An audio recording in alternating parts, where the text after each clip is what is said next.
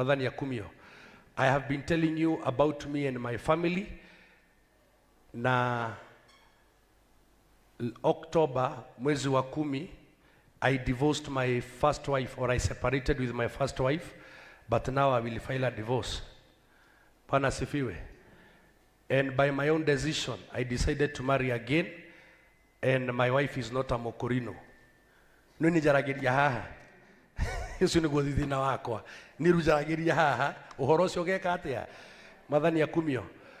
And kwa sababu mnajua mambo ya online huwa inaenda vile ambavyo labda inakuwa na surprises.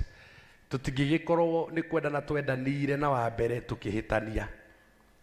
Ateru twendanire tukiona tutigane. Tukietana tukikatia. So why do I decide to say this in church? Because I owe you a responsibility of me. Si ni kweli? That's why ninawaambia. Kwa hivyo in one way or another mkanipata ati kunasema ati kuna interview ya apostle wenu wa mbere ndago prepare ati kwenda na twendanire tukiuga ni tutigane to ni twendana muno. Githĩ tiguo?